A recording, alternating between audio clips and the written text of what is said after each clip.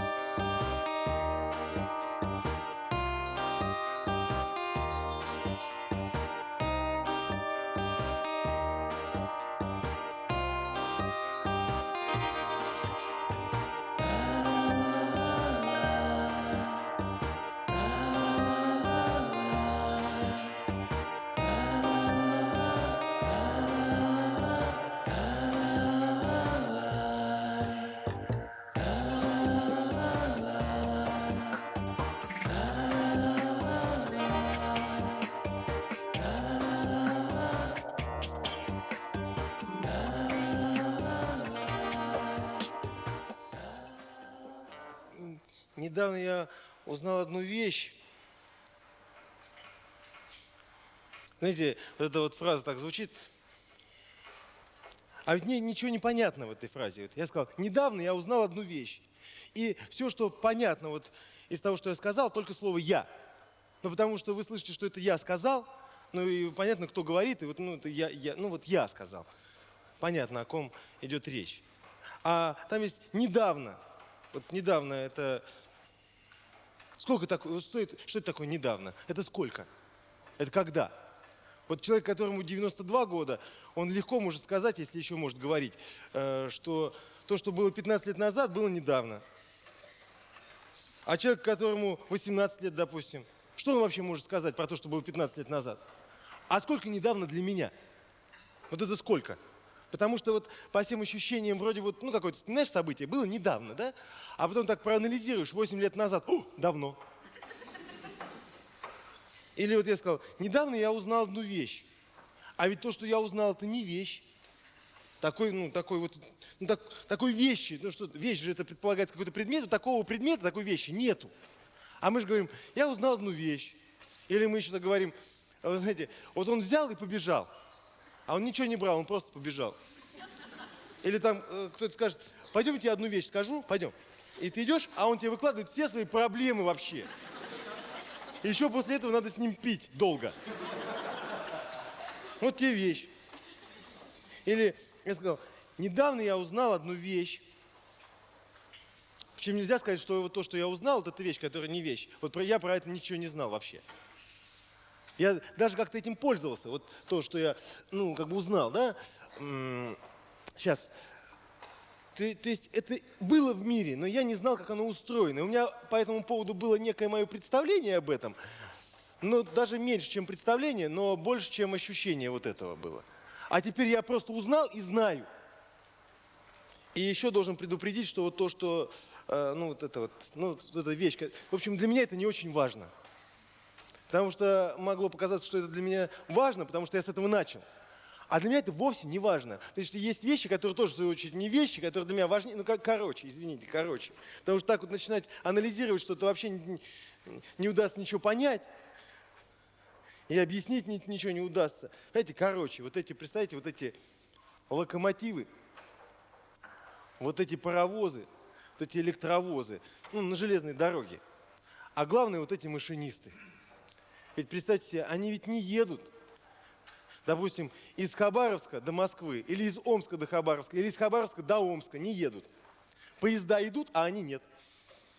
Вот это странно звучит, сейчас я объясню, что я имел в виду. Понимаете, вот смотрите, представляете, вот город Омск, вот тут город Москва. Из города Омск в Москву выходит поезд, какой-нибудь фирменный поезд «Амич». Ну,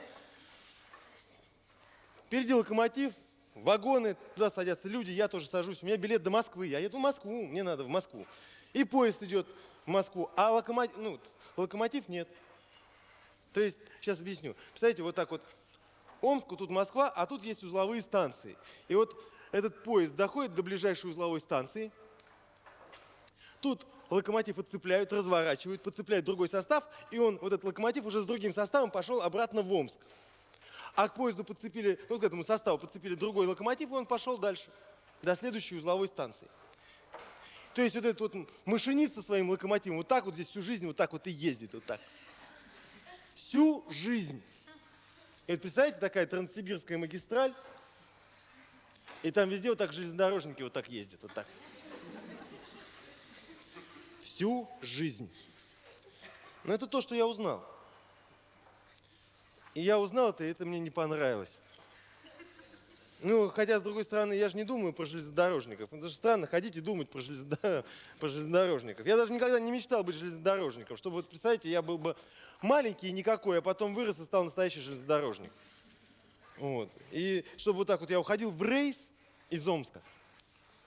И моя жена провожала бы меня и говорила: дорогой, я слышал, там в районе Урала, в новостях сообщали, там в районе Урала такие снежные заносы, ты будь как-то там поаккуратнее, не гони. Но я так не думал, понимаете? Я не думал так, я вообще про железнодорожников не думал.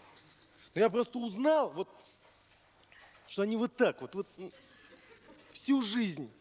И мне это не понравилось. Хотя для меня это, не понравилось. Не то, чтобы сильно не понравилось, так как-то так, слегка не понравилось. Но просто я узнал про то, что это вот так устроено, что это так вот работает. То есть я еще что-то дополнительное узнал про устройство мира, понимаете? Что, то есть, чем больше я узнаю про то, как этот мир устроен, тем меньше он мне нравится. Потому что, как правило, как только ты узнаешь, как что-то устроено, оно перестает тебе нравиться.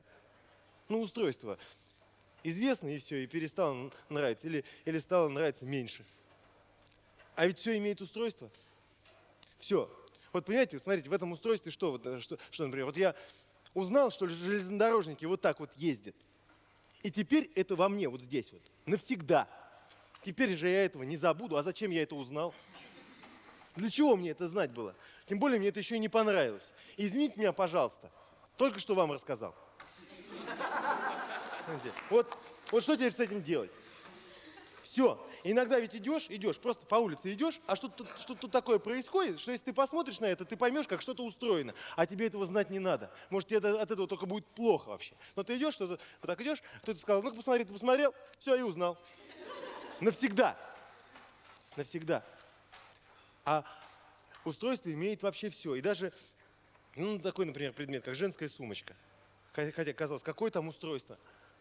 А есть не только устройство, но еще история вопроса. Потому что жило-было животное, убили, сняли кожу. В то же самое время ходил дизайнер по сумочкам. Он придумал сумочку, как раз подошла соответствующая кожа. Сделали сумочку, назначили цену, поставили в магазин, шла женщина мимо, вот так увидела и ушла. Потом привела своего мужчину, показала, он сделал так, достал деньги, заплатил. Все. У женщины эта сумочка есть. Причем, ведь это же не только, это же не просто сумка, чтобы носить в ней предметы. Это красивая вещь, это аксессуар. И действительно, то есть смотришь и видно, что животное погибло не зря. Но стоит туда, в эту сумочку заглянуть внутрь, там же всегда ужас. Там же все накапливается. Там же ничего не найти. И если взять эту сумочку, допустим, маленькую красивую женскую сумочку, высыпать из нее все содержимое на пол и рядом поставить саму сумочку, невозможно себе представить, что это обратно можно туда затолкать. Это уже очевидно больше. Так что нечего заглядывать. Причем никому. Или вот мама меня любит. Тут, собственно, причину какую-то анализировать, вы как-то пытаться ее понять. Что тут понимать-то? Она моя мама, я ее сын, здесь все в порядке. Она меня любит, я ее люблю. Причем любила раньше, любит сейчас и на перспективу. Причем любит меня такого, какой я есть. С такими руками, с таким лицом, с таким голосом. Ну, такой, какой, вот такой. А тут, собственно, на кого пенять? Но, допустим, понимаете, вот она меня любит целиком, всего меня. Но я, допустим, сижу дома и подстригаю ногти. Состриг ногти, потом собрал, эти ногти. И понес их выбрасывать. Но не заметил, как один упал и остался лежать на полу. И он маме уже не нравится. Хотя что здесь случилось? Еще минуту назад это был я, который целиком нравился. И самое удивительное, что мне тоже не нравится, если я сомневаюсь, что это мой. А чей это, собственно, может быть ноготь? Только какого-то родного, любимого человека, с которым я вместе живу в доме, которого тоже целиком люблю. Трудно же себе представить, что пришел какой-нибудь плохой, гадкий человек и подбросил ноготь у нас дома. Но не нравится. И неприятно брать в руки. И вот с этим устройством все вот так. Я просто узнал, что это но про устройство есть вообще очень хороший пример. Но для того, чтобы мне его не то чтобы продемонстрировать, а привести этот пример, мне сейчас нужно будет раздеться. Но вы не волнуйтесь, я до нога раздеваться не буду. Я останусь в белье, в трусах останусь я. И даже ни одной попытки полностью раздеться не сделаю. И причем я ведь, почему прошу вас не волноваться, потому что я же разденусь не для того, чтобы, а для того, чтобы кое-что объяснить про устройство мира, понимаете? И еще есть такая тонкость сейчас, знаете, не только для того, чтобы объяснить, но еще, чтобы стало понятно. Вот.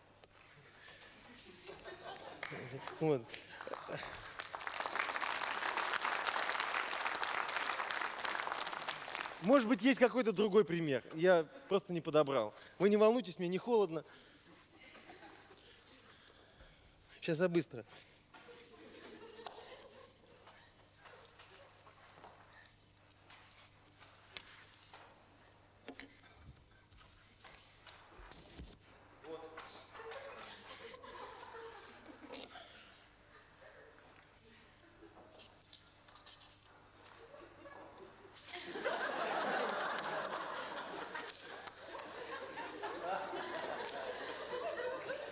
И с этим ведь ничего не поделаешь.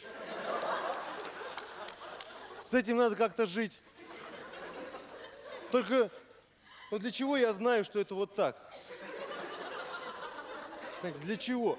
Что мне от этого? Вы думаете, я думаю, что вот так вот, что это я все? Потому что, как же? А вообще где я? Где во всем вот этом вот я? В смысле, понимаете, например, лечили мне зуб, не долечили, оставили дырку, сказать, завтра придешь, и мы долечим. И дырка в зубе, язык туда лезет все время. Он туда лезет, а язык-то ведь я, да? Я говорю, языку говорю, хватит, уже достаточно, все. Не лезь, он лезет. Или щелкаешь семечки, или ешь чипсы, и понимаешь, что уже достаточно, уже вполне достаточно уже. И даже откладываешь пакетик в сторонку, вот так вот, отложил. И как-то разговорился с кем-то, и рука сама раз, и в рот. Или, во мне же что-то еще перетекает. Я вот помню, что 4 часа назад я ел рис и курицу. Но я сейчас не хотел бы видеть ни этот рис, ни эту курицу.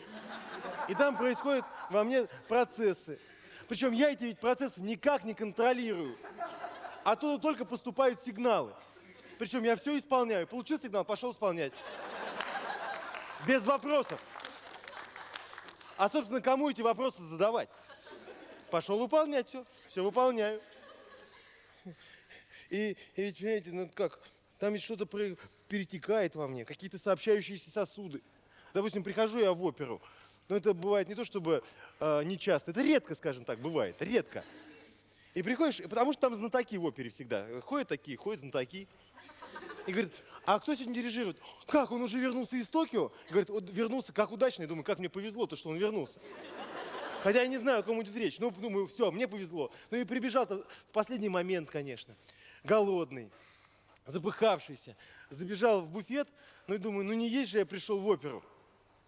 И покупаю бутылочку минеральной воды и выпиваю ее на голодный желудок. И думаю, какое счастье, какой я молодец, как я себя уважаю. Сейчас 5 часов искусства. И иду в зал, и только когда зашел, сел, сразу гаснет люстра. И нежнейшая увертюра, и как мне это нравится все, и так прекрасно, и скрипки так нежно звучат. И в тот самый момент, когда скрипки звучат нежнее всего, там внутри что-то перетекло в голодном желудке-то. И такой звук бу-бу-бу-бу. А впереди сидит знаток, вот так. Нет, он не сделал так, не сказал мне, молодой человек, побойтесь Бога, там, или что вы себе позволяете. Нет, он не сделал так, он же знаток, он просто сделал вот так. И все. И в этот момент для меня опера закончилась. И так хочется сказать этому знатоку, извините меня, пожалуйста. Вот нечего так на меня смотреть. Вы знаете, это ведь произошло не от моего дурного воспитания. Я даже если бы захотел такой звук сделать, у меня бы не получилось, понимаете? Мы в другой ситуации еще вас послушаем.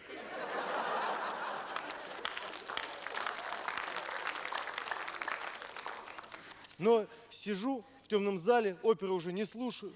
Конечно, ничего этому знатоку не говорю. Сижу, понимаю, что сделал-то это не я, сделал это что-то вот это вот.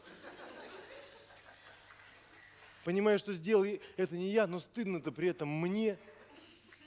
Потому что для всех-то это я. Вот вы сейчас смотрите на меня, стоит человек, машет руками. У вас никаких вопросов. Вы меня видите вот так. А я-то вижу себя по-другому. Ой, у меня много вопросов. Я вот, например, смотрю на себя из мозга вот так вот.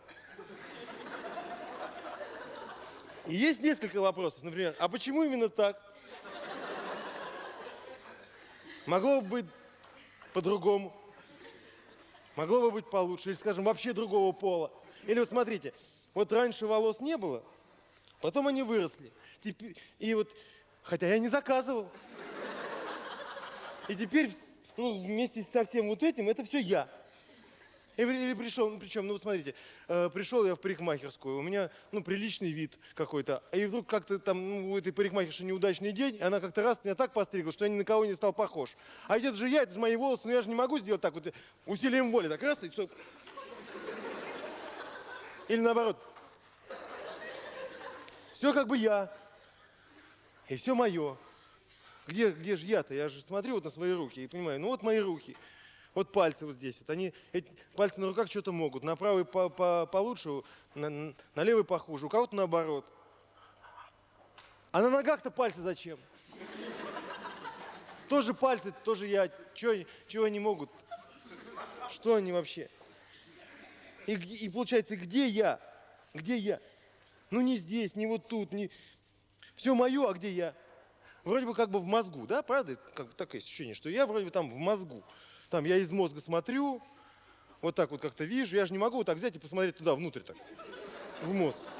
Я оттуда там рождаются какие-то слова, там я переживаю что-то. Ну понятно, да, вот так смотрю. Я же границ головы не вижу, вот так вот. Ну, я иду смотреть фильм какой-нибудь, допустим, ну, американский фильм. Конечно, опоздал на начало, титры прошли, сели, расселись, идет фильм, и появляется героиня какая-то. Я говорю, о, ребят, актриса классная, знакомая. Ну, в смысле, конечно, я с ней не знаком, но я ее в фильме в другом видел. Какой-то фильм, ну, какой классный фильм. Сейчас я вспомню, как же он называется. И актриса очень классная, как же ее зовут? И полфильма думаешь, как ее зовут? В каком я ее фильме видел? И фильм тоже идет уже мимо. Так и не вспомнил, весь вечер промучился, на следующий день тоже не вспомнил, а потом через неделю утром проснулся, бах, и вспомнил, так, тьфу, зачем? Ну не звони же друзьям, ребята, я вспомнил. То есть что получается? Что получается? Что я не забыл, как ее зовут. Она же там в мозгу-то была и никуда не делась. Я просто ее там не нашел. Я искал ее в мозгу у себя. Это называется вспоминал. И не нашел, называется не вспомнил. А потом он самопроизвольно выпал вот так вот. То есть что получается? Что мозг не я, а мой мозг. А где я? Ну где я? Но при этом самое удивительное, что в зеркале же я всегда себя узнаю. Доволен или недоволен – другой вопрос совершенно. Даже идешь так в толпе мимо какой-нибудь большой зеркальной витрины, так посмотрел, ага, вон он, и дальше пошел. Так же не бывает так, ну по совести не бывает же так, что утром подходишь к зеркалу, вот так.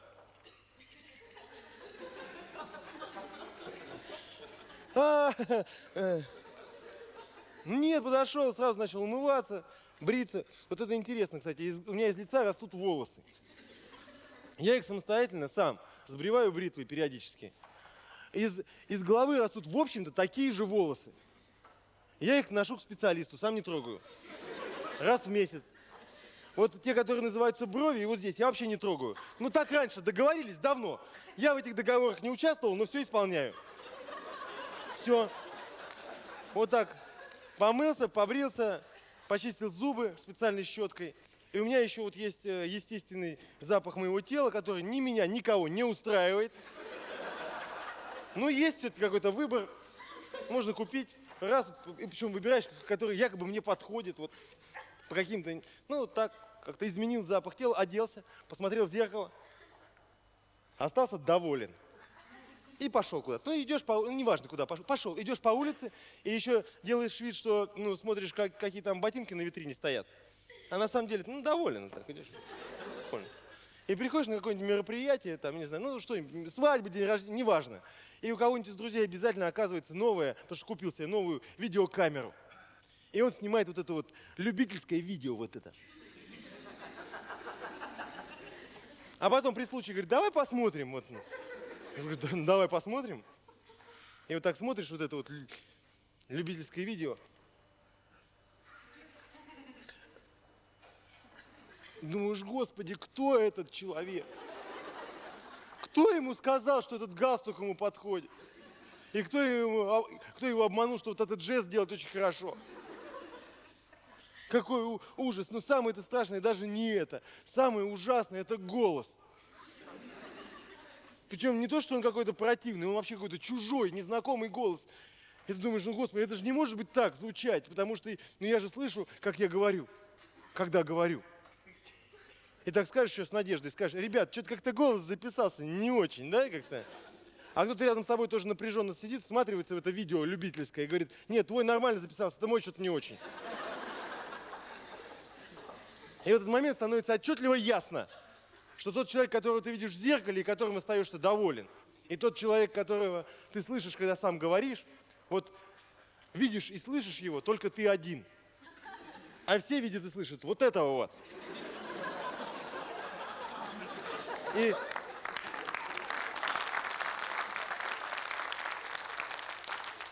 еще все время вот это вот подразумевается.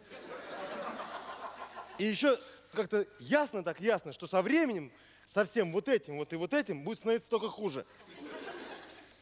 И так в этот момент захочется, даже не то, чтобы захочется, а возникнет такое вот, даже не желание, а потребность, чтобы все-таки тебя любили и уважали. Причем любили и уважали не за то, что ты сильный, допустим, или хитрый, или ты долго учился и много знаешь, или что у тебя есть деньги, или власть, или все вместе вот это есть. Нет, чтобы тебя любили и уважали просто за то, что ты есть. Какой бы ни был, вот, ну вот такой вот, да, вот, чтобы тебя любили и уважали, потому что ты просто есть, и ты пока отсюда никуда не собираешься. И тебе просто нужно, чтобы тебя любили и уважали. Но ты смотришь это видео и догадываешься, что, наверное, это невозможно.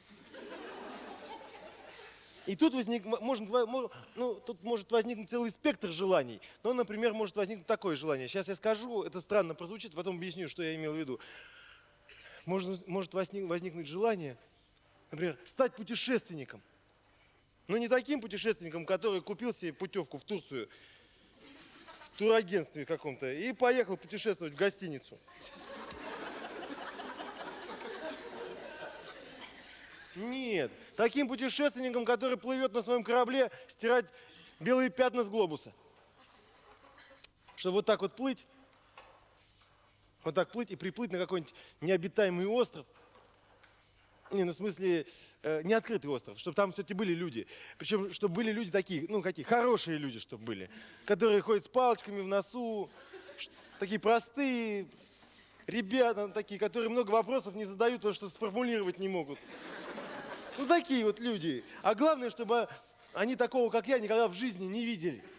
Чтобы я был первый. И они не знали бы, какой я вот по нашим здесь меркам. Красивый, некрасивый, умный, неумный, сильный или нет вообще. Первый. И чтобы вот так к ним выйти. Ведь когда-то же к ним приплыл Джеймс Кук. Вот когда-то к ним приплыл Джеймс Кук. Он приплыл, он вышел к ним по колено в пене прибоя на фоне парусов своего корабля. Вышел вот так. Сейчас. Вот так вышел. Они обрадовались. Закричали: Джеймс Кук приехал. Ну, я не знаю, что-то они закричали, обрадовались. Удивились. Побежали, стали петь, танцевать, веселиться. Потом потанцевали, попели и поняли, что, в общем-то, вот этих песен и танцев недостаточно, потому что он слишком сильно им нравится. И тогда они его съели. И это, в общем, очень понятно, потому что их очень легко понять. Я их очень хорошо понимаю. Я ведь не ем то, что мне не нравится. Я капризничаю, ковыряюсь, долго читаю меню. И потом опять капризничаю и ковыряюсь. И вот так выйти к ним, достать из кармана дешевую китайскую зажигалку. Ее сделал не я, ее сделал китаец. Я ее купил в киоске, дешево. Вот так поднять ее и сделать так вот, чик, а они бы... И хоть раз в жизни кого-нибудь по-настоящему удивить и обрадовать, но только по-настоящему. А после этого пусть едят. Но только пусть едят только от того, что ну спасу нет, как нравлюсь. Пусть едят. Это ведь лучше, чем когда наплевать и когда не замечают. Это намного лучше. И ведь, понимаете, я вот хотел, что я имел в виду-то, что я вот хочу, чтобы меня любили и уважали, а тем самым, например, хочу быть путешественником. Ну, это одно и то же. Вот и все. Вот. И ведь я все время этого хочу, понимаете? Я все время этого хочу. Причем даже если я в этот момент сильнее хочу спать или есть. И при этом еще я знаю про железнодорожников все время, вот так. Потому что они вот так ездят. Все время знаю. Даже если я в этот момент сплю и вообще про них не думаю. Но я же при этом знаю. То есть я живу, ем, сплю и знаю про железнодорожников, что они вот так. При этом я еще много чего другого знаю. Еще очень много чего другого не знаю. Много чего хочу и очень много чего не хочу. И все это во мне вот так, вот так, вот так. Но как-то живем, да? Как-то оно уживается там, что-то как-то... Но обязательно что-нибудь из меня торчит, из любого торчит и мешает жить. Вот вроде бы как-то улеглось вот так, но обязательно, ну, допустим, железнодорожники торчат. Как-то с железнодорожниками улеглось, захотелось быть путешественником. С этим как-то справился, зубы заболели. Вылечил зубы, денежные проблемы. С этим как-то справился, еще что-нибудь. И вот так все время, что-нибудь так, вот так. А чтобы вот так вот пожить, не удается никогда. Но это, я еще говорю, это то, что внутри меня, это вот там, вот это все. А ведь помимо меня, за моими пределами, вот здесь, тут же, кажется, вот как бы ничего нету, да, а на самом-то деле... Тут не просто этого много, здесь сплошь всего вот этого вот. Просто сплошь. Вот сплошные радиоволны. Они сквозь нас так вот проходят, вот так. Кино, новости, спорт. Да? Вот сейчас мобильные телефоны выключены, например. Вот так волна идет. В данный момент, сейчас. Просто вот сейчас. Это вот эти вот радиоволны, да? И помимо того, что вот эти волны, еще ведь летят тысячи самолетов. На самом деле не просто тысячи самолетов летят, сотни тысяч самолетов все время летят. Какие-то садятся, какие-то взлетают, какие-то летят над темной стороной Земли, какие-то над светлой, какие-то над пустыней, где жара, какие-то над снежными пустынями летят. В данный момент сейчас. То есть сотни тысяч людей сейчас летят и даже не чувствуют того, что летят. Понимаете, купили билеты и летят. Кто-то тут же сразу сел, уснул, кто-то читает газет, кто-то ест, а кто-то периодически подзывает стюардессу, говорит: барышня, Значит, мне, пожалуйста, еще рюмочку коньяку. Да. И сделайте что-нибудь, я не знаю. А я не знаю. Ну и потом он пошел в туалет, например. И вот идет человек в самолете в туалет, он идет по твердому полу и даже не чувствует того, что на самом-то деле он идет внутри огромной, очень сложно сконструированной машины, внутри машины идет, которая летит с огромной скоростью на огромной высоте. И там под ним 10 или 11 тысяч метров, и там эти 11 тысяч метров вот так, очень быстро. Когда-то два брата Райт построили свой биплан, пролетели каких-то 300 ярдов, вот этих ярдов каких-то, радовались. А тут идешь покупать билет до Омска. Тебе говорят, спрашиваешь, сколько стоит? Ну, столько-то. Я лучше поездом. А там железнодорожники. И вот это же, представляете, вот он идет в туалет, человек в самолете, подходит, а туалет в самолете всегда что? Он всегда занят. И это означает только одно, что сейчас, в данный момент, сотни тысяч людей сидят в маленьких вот этих неудобных самолетных туалетах, напряженно смотрят. Зачем-то в этих самолетных туалетах всегда зеркало перед лицом. Смотрятся в свои напряженные лица, думают только о том, как им неудобно, вместо того, чтобы думать, что они летят. И вот я же, ну и что, с другой стороны, вот я сейчас сказал, сейчас вот сотни тысяч людей летят в туалетах. Ну и что? Что с этим? Что это плохо или хорошо? Это нормально. И то, что мчатся машины, огромное, какое-то бесчетное количество машин едут по разным городам, странам, едут милицейские, полицейские машины куда-то, мчатся пожарные бригады, скорые помощи куда-то едут, плывут корабли, и обязательно какой-нибудь корабль сейчас обязательно тонет в данный момент. Какой-нибудь корабль обязательно тонет. Знаете почему? А потому что сильно дофига кораблей. И обязательно, каждый момент какой-нибудь корабль тонет обязательно. Обязательно. Пусть даже небольшой, маленький какой-нибудь, но тонет сейчас. В данный момент. Сейчас. И что здесь вот по этому поводу вообще можно сказать? Тут вот я сказал это все и говорю, это нормально. Это не ужасно, не прекрасно, нормально. С этим что можно сделать? Да ничего с этим не сделаешь. Тут даже, собственно, и понимать нечего. Скажешь, понимаешь, что все? Понимаю, и все. С этим можно сделать только одно. Это можно почувствовать, понимаете? А почувствовать это не значит понять. Почувствовать и даже не пытаться разобраться, нравится это или не нравится. Просто, что это есть. И с этим ничего не сделаешь. Причем еще 100 лет назад это было вообще все ненормально. А сейчас уже как-то нормально. Нормально, да?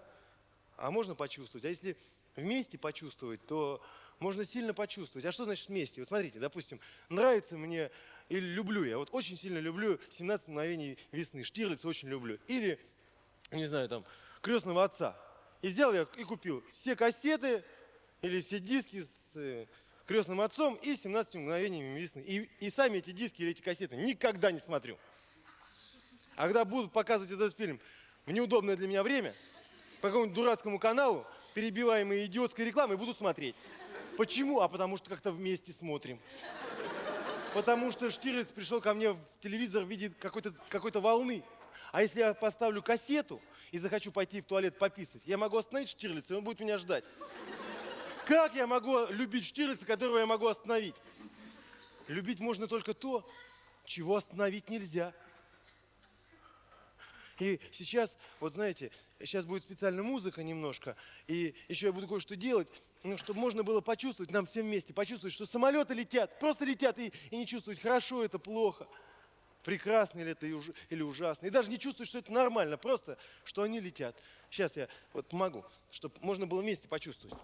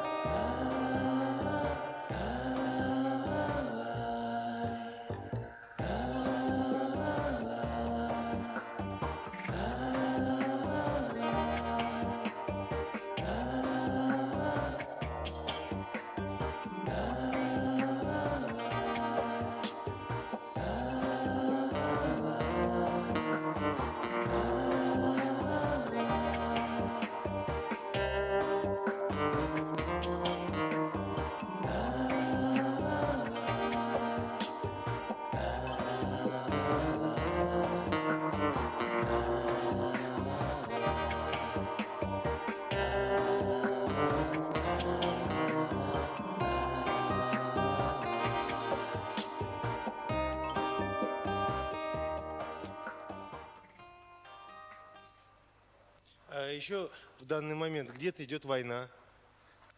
Причем не только та война, про которую все время показывают по телевизору, а ну еще какая-нибудь война идет. Много войны. То есть не то, что там просто в данный момент сейчас какие-то люди друг друга убивают. Вот прямо сейчас, в данный момент, какие-то люди друг друга убивают. И в лучшем случае, это выглядит так. То есть есть же какие-то военные люди, да? Ну такие вот военные. Причем как-то почему-то мне кажется, что солдат и военный как-то вот это по-разному. То есть солдаты это те, которые вот как-то ушли, и мы не знаем, что они там делают. Это солдаты. А военные, мы их видим иногда, например, можем увидеть их на улице, их как-то везут на какой-нибудь большой машине, везут военные, видишь, так вот. Или показывают по телевизору какого-нибудь генерала, любого, нашего, не нашего, хоть японского или английского. И всегда им задают любой вопрос им задают, а они всегда отвечают так. Вот вопрос прозвучал, они так подумали, и говорят, а мы не намерены, говорят. То есть, говорит, нет, говорит, не намерены, и все. Вот это военные. А солдаты это что-то другое. Но военные, люди военные, они же какие-то вот как, это же такие люди, у которых есть специальная одежда такая, и не только специальные одежды, какие-то навыки, но еще есть такие, не то чтобы права и обязанности, просто они знают, что если будет другой военный, по-другому одет, и он будет с другой территории, то его можно и даже нужно убить, причем при определенных условиях. А тот не против, другой. Собственно, он не хочет, но также и не против, потому что они как-то договорились. У них какие-то такие правила. И вот, допустим, идеальная ситуация, да, вот что сидит один военный, у него огнестрельное оружие, которое, кстати, было профинансировано, его выпуск, и там такой непростой механизм, и огнестрельное оружие развивалось несколько веков, а у него последняя модель. Вот так он целится и видит другого военного, который с другой территории по-другому одет. А тот его, в свою очередь, не видит. И вот так прицелился, нажал на курок, там сработал механизм, который делали не дураки. Полетел маленький кусочек металла, сделанный по всем законам баллистики, очень быстро полетел, вот так. Тот человек, хоп, упал, этот, yes. Я говорю, это идеально, да, вот это вот так выглядит, в лучшем случае, вот так. Потому что есть много других остроумных способов. Просто это в данный момент происходит, сейчас. Сейчас, в данный момент. А что я знаю про войну? Я про войну-то вообще ничего не знаю. Я ее, правда, видел только в кино и в новостях. Войну. Но, правда, я видел столько войны в кино и в новостях, что это тоже ведь отсюда-то ведь никуда не денется. Вот это с детства, вот это вот кино, много сотен фильмов, плохих, хороших, очень плохих. Все эти фильмы слились в одну какую-то войну, которая состоит из громкой музыки, из каких-то летящих черных самолетов, которые бросают бомбы на горящие города, какие-то черные танки с крестами, которые ползут по горящей Украине, какие-то солдаты беспрерывно идут. Причем наши солдаты как идут всегда? Они идут в кино в основном так, вот так, косогор, береза, дождь косой, вот так, грязная дорога, и вот так идут солдаты, вот так. И уходят, и видно, не вернутся. Не, вот так смотришь, вот так, идут и не вернутся. А другие солдаты, немецкие, они всегда так вот, всегда как в основном играет губная гармошка, да? Вот так у них закатаны рукава, вот так у них автоматы, и они вот так идут. Или они едут на танках, или на мотоциклах. И они, вот эти немецкие солдаты, они неотвратимы, как сама смерть. И от них некуда скрыться. И так насмотришься, когда было там тебе лет 10, и таких фильмов, ляжешь в свою постель, лежишь и думаешь, ой, придут немцы, будут всех убивать, надо бы подготовиться. И начинаешь делать такие позы, принимать такие. Стараешься даже не моргать, не дышать. Чтобы немцы не догадались, что ты живой. Такие убедительные позы для немцев принимаешь. И так приятно лежать в темноте в своей комнате и бояться немцев. А от моего дедушки осталась такая коробочка. Ее открываешь, там всегда какой-то такой запах, который не выветривается оттуда вообще. И там фотографии, какие-то письма, несколько медалей и 2 ордена. Это значит, мой дедушка был солдат. Да какой он был солдат? Он был дедушка. И он уже давно умер. Давно. И смотришь, Какой-нибудь фильм, ну какой-нибудь такой дурацкий фильм старый, где немцы ну такие дураки, что вообще просто странно даже. Какие-нибудь такие худые, да, такие, какие-то жиденькие волосики, какие-нибудь такие вот круглые очки или монокль вообще. Да? И их обязательно, этих немцев, играют литовские артисты. И такой вот литовский артист говорит другому литовскому артисту: этого Ивана бесполезно пытать, нам все равно ничего не расскажет. Или они будут драться, даже если будет 100 против 1. Фильм дурацкий, смотришь его, и так приятно. И мурашки бегут по спине, потому что были такие солдаты, потому что так победили. И эти фильмы, их было так много. А тут увидишь какой-нибудь такой, что-то почувствуешь. Или услышишь какую-нибудь песню с тех, ну такую старую какую-то песню с тех самых времен, какую-то военную, про войну. А я-то ведь про войну-то ничего не знаю. И эти песни раньше мне так не нравились, потому что были беспрерывные какие-то праздники с этими песнями. Эти праздники были такие невеселые, а наоборот было так скучно от этих праздников. Потом как-то праздники стали другими, песни стали другими. И вдруг услышишь по радио случайно, вообще без всяких каких-то праздников и без всякого застолья, и даже в плохом настроении. И услышишь какую-нибудь такую песню, и вдруг как почувствуешь, что песня-то настоящая. Ну, например, ну ведь пел же Бернес про журавлей. Бернес пел про журавлей, причем он пел такие слова, которые мне вообще непонятны. Потому что, ну что пел Бернес? У него там какие слова? Вспомните. Мне кажется порой, что солдаты с кровавых не пришедшие полей не в землю нашу полегли когда-то, а превратились в белых журавлей. Вот я когда видел журавлей, я не так уж часто их видел. Я никогда не думал: о, солдаты полетели. Мне непонятны эти слова, они странные слова-то вот эти. Мне кажется порой, что солдаты, да? Мне не кажется. И еще, знаете, я вот так вот думаю, что вот тот поэт, который писал эти слова, он всерьез, вот так вот, по-честному, вот так, по-настоящему, вот так, положа руку на сердце, не мог бы сказать: знаете, я совершенно уверен, что да, солдаты, когда они летают журавлями. Я вот в этом уверен совершенно и даже знаю, как это происходит. Нет, он так всерьез не думал, я уверен. У него просто такие получились стихи, понимаете, такая рифма получилась. И получился такой образ, удачный, красивый. И я также думаю, что Бернес тоже так не думал, что это солдаты реально летают. Но что получилось? Что один писал, не думал, другой пел, не думал, третий слушал, не думал, но все почувствовал. А что почувствовал, не понял. Но то, что почувствовал, было важнее. Хотя про войну я ничего не знаю. Но был недавно на месте боев, там, где шли бои той войны. И там работали археологи и кричат мне: мы нашли немецкого сержанта-артиллериста, иди посмотри. Он лежал в песке, хорошо сохранился. По нашивкам видно, что сержант-артиллерист. Я подошел, и я увидел только ноги этого человека, точнее ботинки, такие тяжелые солдатские ботинки, приблизительно моего размера. И мне этого вот так вот хватило,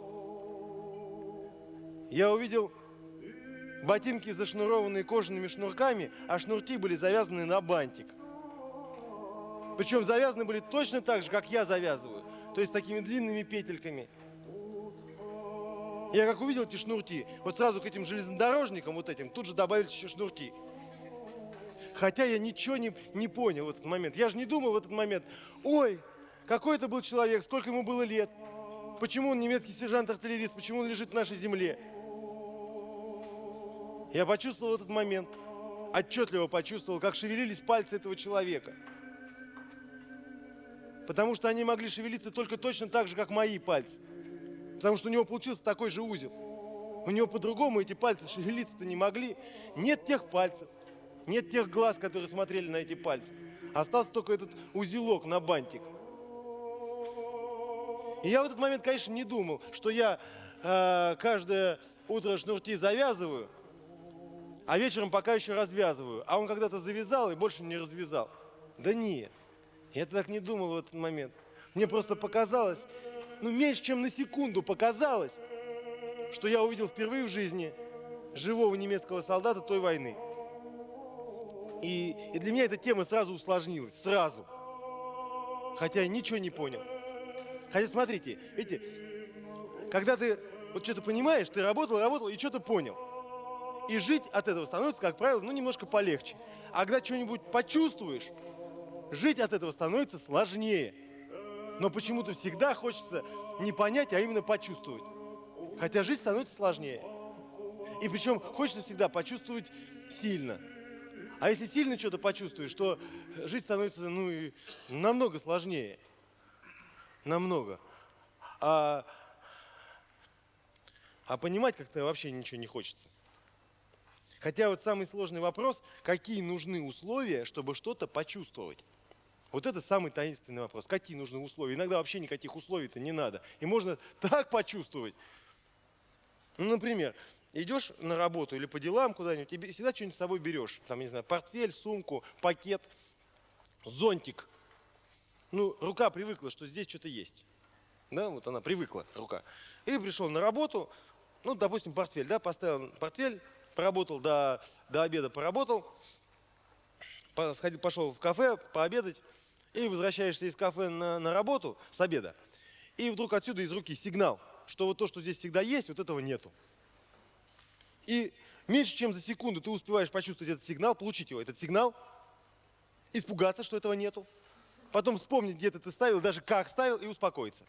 И все сильно почувствовал меньше, чем за секунду. Какие нужны условия? Причем выглядит это вот так, смотрите. То есть идешь спокойненько так вот, ну, с обеда на работу идешь вот так. И все почувствовал. Какие нужны условия? А может быть по-другому. То есть ты пришел на работу, поработал до обеда, сходил пообедал, вернулся, обзвонил друзей, сказал: ребята, кстати, тут место одно неплохое открылось, надо бы сходить туда после работы и выпить пиво. Обзвонил 10, согласились прийти 6 человек, встретились после работы, в это новое место пошли, а там такое новое место, что там так много народу, что туда и не пустили даже. Ну тогда, ну и ладно, пошли тогда в старое место, в которое давно не ходили, пришли, а это старое место вообще закрыто, там уже какой-нибудь, не знаю, аптека. Вот. Тогда пошли в какое-то третье место, увидели хорошее место, очень хорошее место, зашли туда, а там, ну видно, очевидно, место хорошее, а никого нету. Глянули в цены и поняли, почему никого нет. Тогда пошли куда-то, еще что-то искали, и потом зашли в какое-то совсем там 6-е или там 15-е место, вот про которое слыхом не слыхивали, зашли, и так там понравилось. И как-то так начали сразу пить, пили пиво, а потом не заметили, как начали пить водку. А потом как-то с кем-то познакомились, и дальше уже было, в общем, неважно, куда идти, потом куда-то переместились, там кто-то страшными голосами пел караоке, вы что-то пели, пили, а потом кто-то вспомнил, что надо бы поехать вот к тем людям, которые ждут. А это надо было ехать вообще через весь город. Вы поехали через весь город, а там вообще не ждали. Но, тем не менее, это не помешало вам еще где-то что-то выпивать, где-то даже в скверике. А потом вы как-то очень жестко с кем-то ссорились, а потом также жестко мирились. И в итоге такого чудесного вечера вы стоите часиков 3 ночи, вообще в малознакомой части города, и ловите машину просто.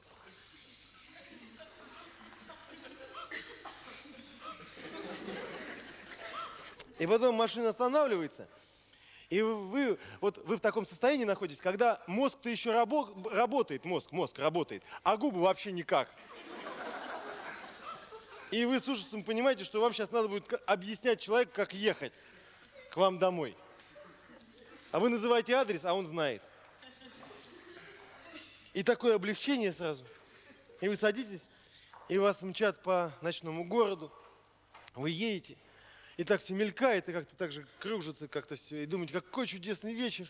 И так посмотрели на водителя, на водителя, так повнимательнее. И вдруг поняли, отчетливо поняли, что он вообще-то молодец.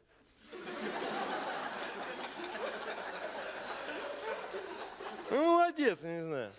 И разговор у вас идет такой содержательный, что, дескать, смотри, как-то, видишь, раньше как-то было лето, так лето, да, зима, так зима, а сейчас не поймешь. Не лето, не зима, а ты молодец, молодец. И вот как-то так вот все обсудили серьезно с водителем, потом смотрите, он остановился, посмотрели, ваш дом, молодец. Он попросил денег, вы ему дали, сколько он попросил, еще сверху дали нормально. И выходя из машины, так подумали, а я на него произвел хорошее впечатление. Не так уж часто ему удается такого славного, забавного, хорошего человека подвести. Он еще меня вспомнит добрым словом. И вы так сделали вот так на прощание. А он бибикнул вашу честь и уехал. И вы поднимаетесь себе там на свой этаж и думаете, какой чудесный вечер я организовал, какой я, в общем, приличный человек. Вот только мне интересно, как это я вот так вот делал, а где, интересно, мой портфель?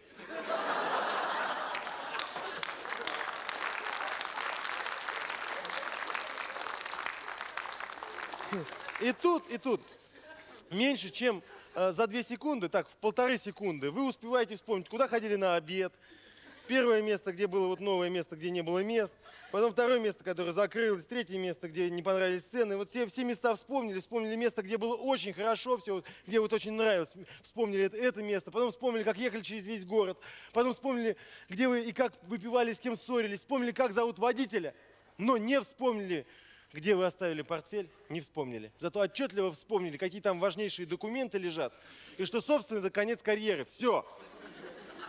В 3-ю секунду вы начинаете думать, куда давать объявление и сколько предложить вознаграждение за то, чтобы это вернули. Но, в общем-то, документы нужны на утро. И все бесполезно. И секунд через 10 вы абсолютно трезвый. Открываете ключом квартиру, заходите туда и видите, что портфель дома. Потому что вы забыли его еще утром. И тут происходит удивительная вещь. Знаете, что? Удивительная вещь происходит. Знаете, что в этот момент происходит? А наступает счастье!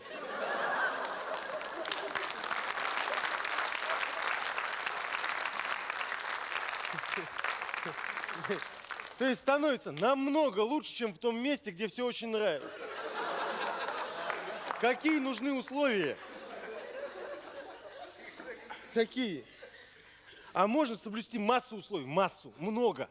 И ничего не почувствовать. Например, да, вы хотели поехать в Париж, так давно хотели, причем раньше это было вообще невозможно, а потом стало возможно, но не вам. А потом стало в принципе возможно вам, но в этот момент у вас не было достаточно денег.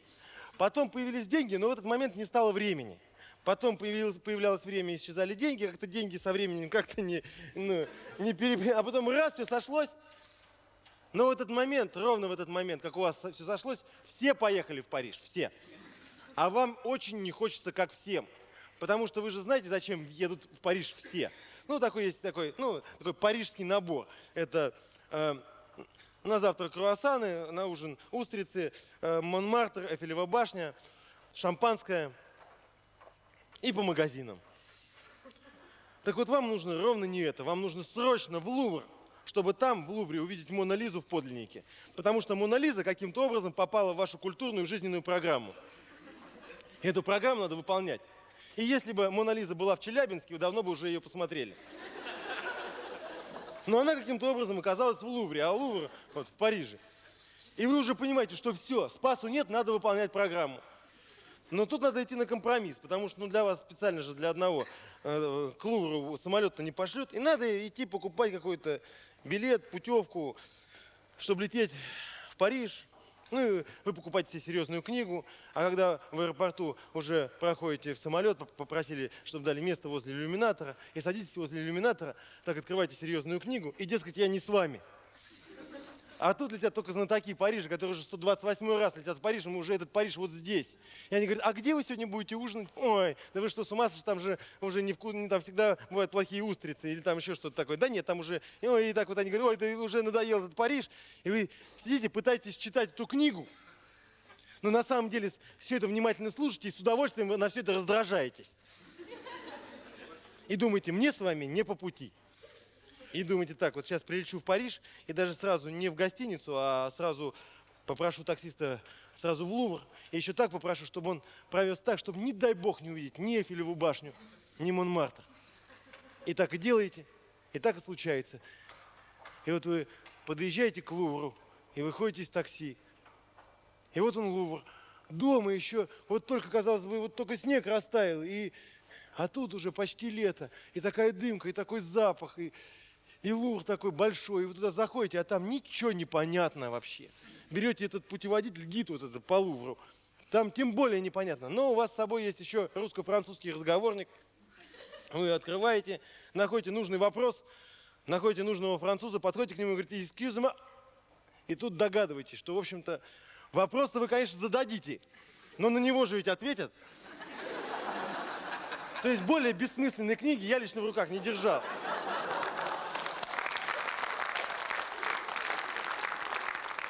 Прячете вот этот вот разговорник и самостоятельно бегаете по этим коридорам. И потом, вот пробегая мимо одного зала, так боковым зрением вдруг увидели наибольшее количество японских туристов. И вдруг они как-то так сдвинулись. И из руки даже выпал вот этот вот гид, потому что вы увидели ее. И вы пошли к ней. И вы подходите к ней, и до нее 1 метр. Ну, даже, может быть, 95 сантиметров. И вот так вы стоите, а это она. Вы так стоите рядом с ней и думаете. Ну? Это она. Давай, падла, чувствуй. Это она, давай. Хотел, вот она, пожалуйста, давай. Давай. Это она, это рисовал лично он. Давай. Другой нету все равно. Что-то ничего не чувствую. Так, ну, может быть, ну так, действительно, вот так разобраться. Конечно, как можно почувствовать? Такой день был странный. Еще утром проснулся у себя дома, завтракал, делал себе привычный бутерброд с маслом, пил чай из любимой чашки с треснутой ручечкой. Потом ехал в аэропорт. Стресс, вот это такси, японцы. Значит так, сейчас в гостиницу сейчас. Потом там в гостинице приму душ, высплюсь, почитаю книгу. Утром только черный кофе, никаких круассанов, не дай бог. И к открытию в Лувр и обогнать японцев, и хотя бы несколько секунд 1 на 1 постоять, пока они здесь атмосферу не испортили. И, может быть, тогда что-то получится. И приезжайте в гостиницу. Ну, гостиница такая скромная, симпатичная гостиница. Приняли душ, попытались читать книгу, не получается. Посмотрели на часы. Времени еще много. Думаете, так. Надо бы прогуляться. И выходите на улицу и думаете, а куда бы пойти? А куда в Париже? Раз, и уже на Эйфелевой башне. Все. И так стоите там, а там прохладный ветерок, достаете из кармана тайком, вот так вот, почему-то тайком, такую маленькую фляжечку с коньяком. Открыли, коньяк хороший, французский. Смотрите так, такая дымка. Начало лета, вечереющий Париж. Так красиво, вы так отпили, сделали хороший глоток, потом еще сразу один. Тут так все согрело вот так вот. Посмотрели, дымка усилилась. И смотрите так вот на это, и думаете, а неплохо. Вообще неплохо. И вдруг увидели людей, с которыми вместе летели в самолете сегодня утром. На них раздражали, сейчас смотрите. Хорошие люди, симпатичные, привет. А потом на Монмартр. Ну и, конечно, в гостиницу пришли не рано, а проснулись поздно. И спустились так, не торопясь, к завтраку, весь взъерошенный. А там сидят французы. Вот у них у всех утренние газеты, вот так они вот так их трясут, вот так. Читают, а у них здесь большие такие чашки с кофе, и они туда макают круассаны вот так. Вы думаете, ну, господа, ну что неприлично как-то, неприятно на это смотреть. Круассан, потому что он и так, и без того нежный. А его туда макаешь в это кофе, он вообще становится живот. С него еще куски капают, ну, там падают в чашку и на скатерть. Это не выглядит нехорошо. Но смотришь так, они все это делают. И думаю, надо попробовать. Берете газету,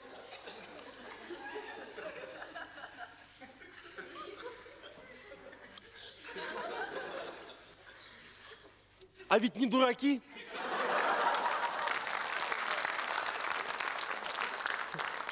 А потом возвращаетесь к себе в номер, становитесь под душ, стоите так под душем и думаете, что-то я зачастил в Лувр. И потом так не торопясь по магазинам. И возвращайтесь через неделю домой весь в обновках, с подарками, довольный. А когда смотрели на маленькую репродукцию в каком-то календарике, на маленькую такую репродукцию, где улыбалась вам Мона Лиза, плохая маленькая репродукция, но вы при этом сильно чувствовали, кому, зачем и с какой стати вообще она так улыбается. Потом купили дорогую книгу, дорогую, которую так открываешь, от нее такой запах дорогой книги, и там были отличные репродукции. Чувствовали меньше, но чувствовали, а тут вообще ничего не почувствовали. Какие нужны условия?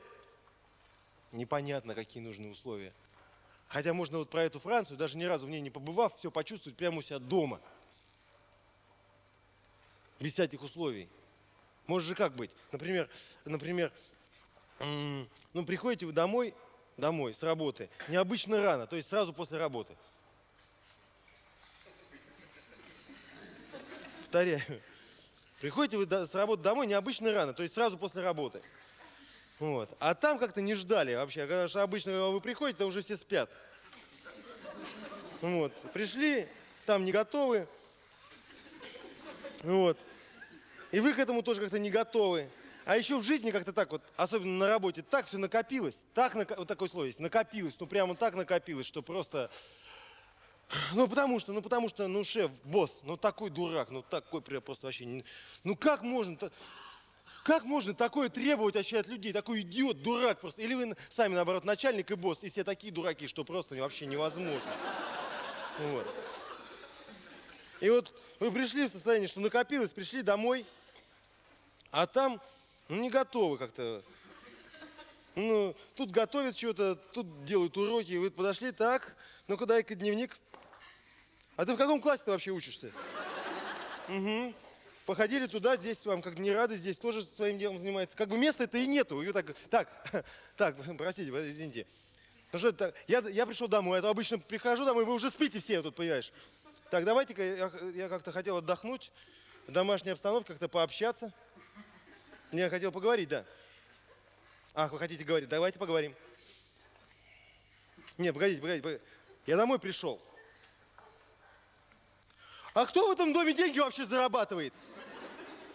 Ах, вы так, да. Ну, ясно, значит, давайте-ка быстренько все на кухню. Я говорю, на кухню все быстро. Я пришел домой отдохнуть. Все обиделись, ушли на кухню. Вы, пометались по дому, места стало больше, от этого лучше не стало. Потом как-то угнездились на диване все равно. Взяли пульт, включили телевизор, а из-за того, что вы слишком рано пришли, там по телевизору тоже не подготовились. И вы листаете эти каналы и смотрите какие-то сериалы, так спрашиваете, так, ну-ка кто-нибудь с кухни, какая серия по счету? 28-я, все понятно. И ясно, что уже там не разобраться. И главное, не хочется разбираться. Единственный вопрос, который мучает так вот, когда смотришь такой сериал, как это интересно, люди могут так одеваться и задавать друг другу такие вопросы. И потом листали все это, и вдруг наткнулись на каком-то культурном канале, на какой-то черный, белый, старый французский фильм, который вы, кажется, уже давно видели, и он уже заканчивается. И вдруг вы видите, как на экране какого-то человека вашего возраста, какого-то француза, казнят гильотиной. Ну, гильотина такая штука с косым ножом. Ну, французы вечно что-то модное придумывают. Вот. И его казнят гильотиной, и вы вдруг как почувствуете? Как почувствовали, что это вас казнят этой гильотиной? Причем, как вы такое можете почувствовать? Но вдруг все, что вы знаете вообще о мировой истории, все, что вы знаете о мире, и все, что вы знаете о себе, сложилось в одну маленькую-маленькую секунду. Секунду, когда вы сидите у себя на диване в своем доме, в своем городе, в своей стране, в своем времени. И вдруг раз и почувствовали, что вы проснулись, вот так просыпаетесь во французской тюрьме в день вашей казни. Причем так просыпаетесь, а вы русский. А какой вы еще можете быть? Да при любых обстоятельствах только русский, и все. Вот вы так почувствовали. А как вы вообще такое можете почувствовать? Ну как? Вы даже в родной тюрьме-то ни разу не были. И уж тем более не набедокурили во Франции. Какое самое страшное было просыпание у вас в жизни? Это когда с каким-нибудь другом встретишься так, старым другом еще со школьных времен, так, здорово, о, здорово. Ну, давай что-нибудь сделаем. Ну так, в принципе, такой разговор. Ну давайте сделаем. А что мы с тобой давно не делали? Ну, давай что-нибудь такое сделаем, что давно не делали. Давай, точно. Давай-ка сходим на рыбалку. Точно. Давай. Когда? Да завтра. Давай, точно, завтра суббота, пойдем. Так, а как раз удачно, я как раз спиннинг купил уже полгода назад. Как раз и попробую его хоть раз. Угу. Во сколько встречаемся? В 5? Да ты что, с ума сошел? В 4. Чтобы самый клев. И еще червяков надо успеть накопать. Золотые твои слова. Все, договорились? В 3:30 звонит будильник, вы подскакиваете, бежите к телефону, мимо будильника, бежите к телефону, подбегаете. Пока бежали, придумали не то, что там все заболели, все умерли вообще. Вот. И своим самым-самым жалким голосом так вот говорите: алло, Галочка, да, он уже вышел, да? Спасибо. И потом вы все равно одеваетесь и идете на рыбалку. И ваш друг идет вам навстречу на рыбалку. Вы идете друг друга мучить рыбалкой в единственный свой полноценный выходной. И мысль, которая вас никак не отпускает, что вы нормальный, современный человек с высшим образованием, сейчас будете из холодной земли выкапывать червяков. А тут много хуже. Тут вы просыпаетесь вообще. Просыпаетесь вот так вот. Просыпаетесь во французской тюрьме. И так хрестоматийно еще думаете: а может, мне все это почудилось? А ничего не почудилось. Пришли французы, берут вас так под руки и ведут, и вы идете по каким-то коридорам, и там какие-то вот такие окошки, и там за окошком солнышко. Вы так думаете: что, стоп, мысли такие, которые путанные, даже не мысли, какой-то такой, какая-то морзянка там в голове, какая-то, так, стоп, так, погоди, как же, что, убивать сейчас будут? Подождите. А заводят в комнату, а там какие-то еще тоже французы, которые так участливо смотрят на вас. Потом дают рубашку. Вы смотрите: хорошая, свежая, накрахмаленная французская рубашка. Начинаете ее застегивать. И как только вы ее застегнули, вам начинают ножницами, холодными ножницами отрезать воротничок от этой рубашки. И вы думаете: вы что, с ума сошли? Хорошая же новая рубашка французская. И вдруг догадываетесь, зачем они это делают. Это чтобы потом эту рубашку гильотиной вот этой не испортить. И от того, что вы хоть что-то поняли, вы даже начинаете помогать им, как парикмахерша в парикмахерской. Так вот, помогаете, голову поворачиваете в нужном направлении. А ножницы холодные, касаются шеи, вы так... Вот так они отстригают, а потом подносят вам рюмку коньяку, вы отпиваете, как коньяк какой, французский, хороший, так все здесь согрел, думаете: да нет, они пошутили, да как же, да нет, не может быть. И дают вам сигарету, а вы говорите: я вообще-то не курю. Они не понимают, тогда погромче, чтобы поняли: я не курю вообще-то, никогда не курил. Они не понимают, чтобы они не обижали, затягиваются так. Не курил никогда, представляете? А они хватают, вот так вот укладывают, зажимают голову.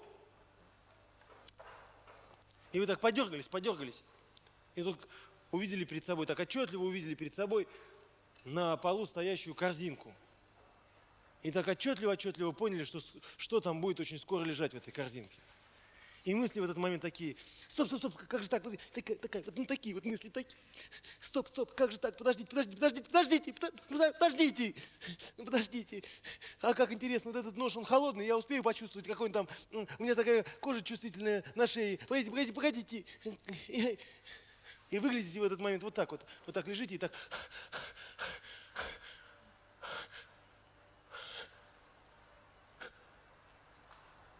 А на самом-то деле вы сидите на диване с пультом в руках.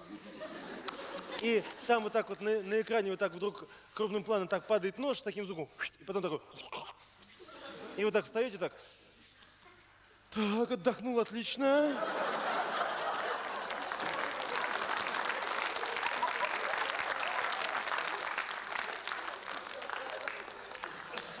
И пошли ко всем на кухню, потому что здесь оставаться уже невозможно. Какие нужны были условия? Что это такое вообще? Что вы могли почувствовать про эту Францию у себя дома в своем времени? Что?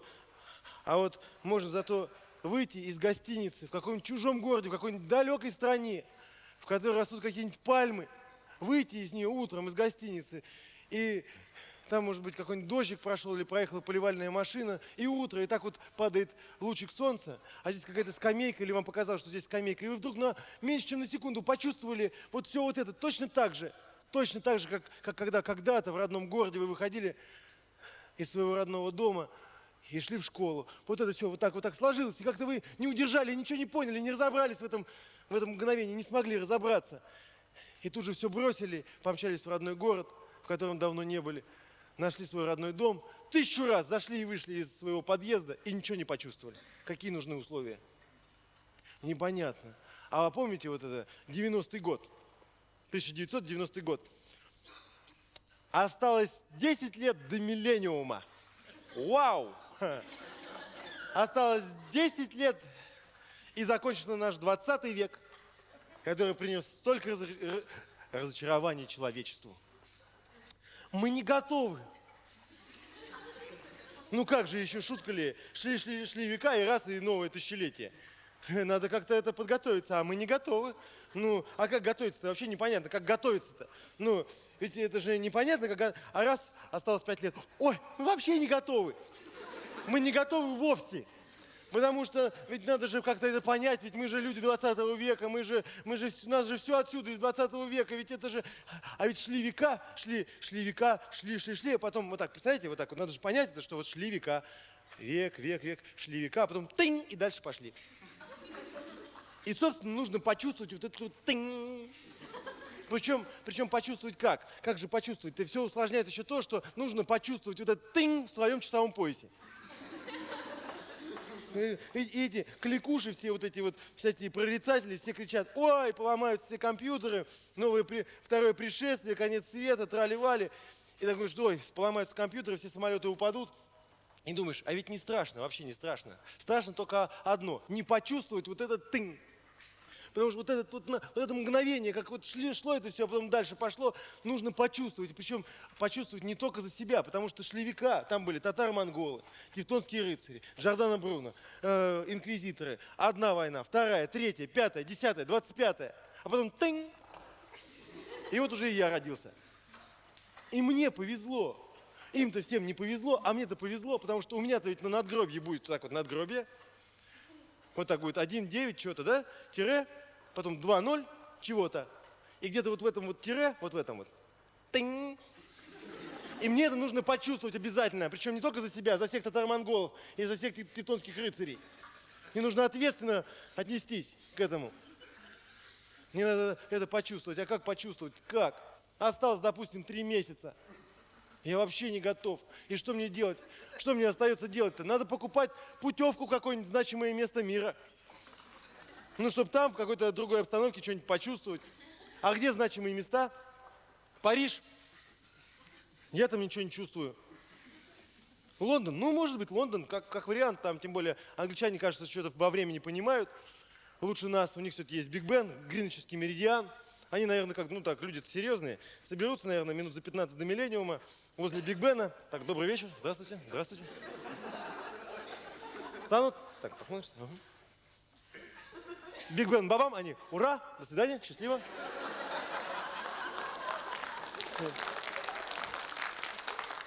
Ну, это как-то не по-человечески, как-то хочешь. А с другой стороны, а куда? В Болгарию или в Румынию, что ли? Куда?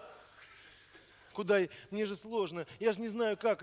Я же ведь не какой-нибудь хитрый спелеолог или альпинист. Это они знают, как надо отмечать миллениум. Какой-нибудь хитрый спелеолог найдет пещеру. Так, нашел ее, так посмотрел, что никто не видел.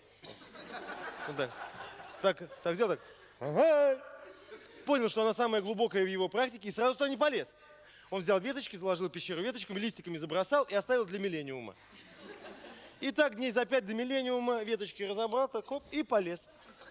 У него с собой рюкзачок, там пластмассовая елочка, пара игрушечек, свечечка, маленькая бутылочка шампанского, бутерброды. Он лезет. Значит, заполз куда-нибудь на самое дно, застрял между сталактитами где-нибудь там, в неудобной позе. Вот так. Значит, нарядил елочку, зажег свечечку, посмотрел, ага, еще 40 минут можно подождать. Ну и подождем, нормально все. Полежал потом, ага, пора, достал маленькую бутылочку шампанского, пух, ура. Вот это я понимаю.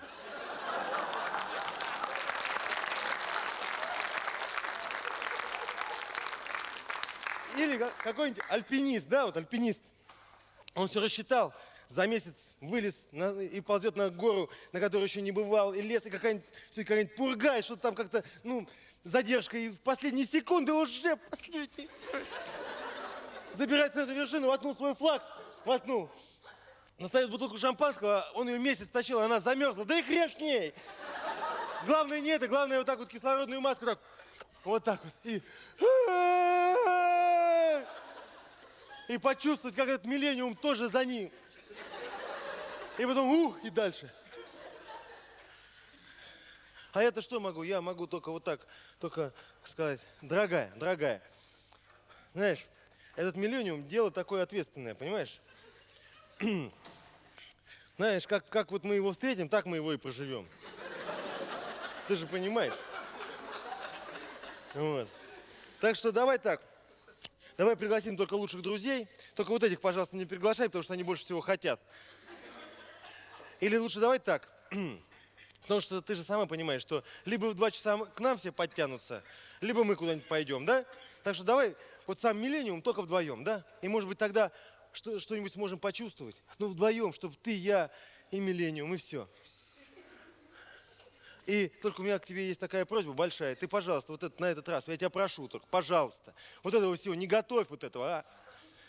Потом же все будет стоять в холодильнике, киснуть. Даже кошки от этого плохо потом становятся. Я тебя прошу. Столько времени, столько сил, столько денег на это все. Пожалуйста, не надо, давай вот так, как-то вот так вот. Свечка, елка, ты, я и миллениум, все. Но шубу-то обязательно все-таки. Да, заливной, как вариант. И вот этот салатик с редичкой я, пожалуй, все-таки... Не, это тоже, под водочку что-то надо же, правда? Так, и этим можно, хотя, это на твое усмотрение. И сделай, пожалуйста, вот этот вот тортик, вот этот с орешками, который я люблю. Только не делай его большой вот таким, сделай маленький. Без разницы, тогда побольше. Вот. И, конечно же, в последний день вы бегаете с этими салатницами, причем пробегаете мимо телевизора вот так вот, бежите. Вот так. И в последний момент все расставили. Расставили вот так как-то раз, встали. И остались какие-то считанные минуты. Считанные минуты до того, как закончится 20 век. Наш 20 век заканчивается. И вы стоите, почему-то смотрите в телевизор, а там очередной человек нас поздравляет. Стоите так вот и думаете, так, стоп, погодите, стоп. Мой 20 век заканчивается, надо это понять, надо почувствовать это, что 20 век заканчивается, мой век заканчивается, надо понять, это же не шутка, ничего не понимаю, так, хотя бы надо загадать желание, чего хочу. И тут дорогая говорит, ой, уже куранты, бутылка-то не открыта, вы хватаете шампанское, начинаете его открывать. И эта проволочка, падла, конечно, сломалась. И тут уже вообще не до шуток, уже в последние секунды, срывая кожу с руки, вот так вот. Успели, дорогая?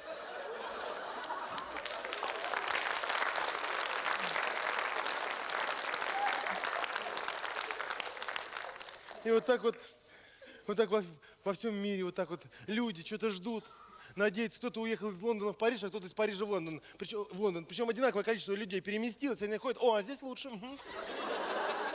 И вот, значит, правительство потратили миллионов денег, чтобы устроить везде, в общем-то, одинаковые фейерверки. А китайцы в своем Китае так потрудились, что весь мир снабдили одинаковыми сувенирами. И все туда-сюда перевозят, вот туда, китайские сувениры, вот так, по миру. Вот. И как вот так стоят люди с надеждой что-то почувствовать. Кто-то возле своего Кремля, кто-то возле своей ратуши, кто-то возле своего Биг Бена. Стоят вот так вот, смотрят, надеются. И вот так вот круглая такая земля. И вот тут началось, ура, ура, ура, через час здесь, ура, ура, ура, здесь, ура, ура, ура, через час тут, и тут отсюда звонит сюда, алло, а я уже в новом веке, понял, да? Круто, ну и как там, а мне еще 4 часа ждать, и вот так вот это все. И никто ничего не почувствовал вообще. Но все выпили нормально, погуляли, повеселились. Отшумело все это, вот так прошло. И на утро на всех площадях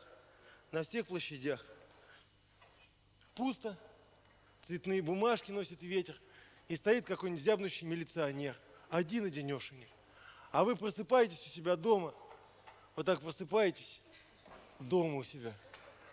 Даже не утром, а часиков в 2 дня. В одежде вот так. Так подняли голову, поняли, что зря это сделали, и обратно положили. Потом вот так, прямо вот в этом положении, и разлепили губы, вот так. Пошелестели во рту языком. И так, нащупывая голос, так: дорогая, дорогая, нету, слава тебе, Господи. Потом сели, привели горизонт в порядок. В первый день нового тысячелетия вы сидите, а шторы в ваших комнатах задернуты, и поэтому в комнатах не светло. А если даже отдернуть эти шторы, все равно там, за окнами, зима, там солнышка нету, там не светло. И зиме еще быть долго, и будут ветра, еще будет февраль, март, и все это так будет долго тянуться, солнышко появится не скоро. И вы так сидите, а потом встали и пошли на кухню. А идти туда, в общем-то, недалеко. И вы идете, приходите на кухню, а там шторы не такие плотные на кухне, но все равно не светло. Ну, солнышка нет, зима там. Но вы подходите к холодильнику, открываете вот так холодильник, а оттуда свет. И там все осталось, все.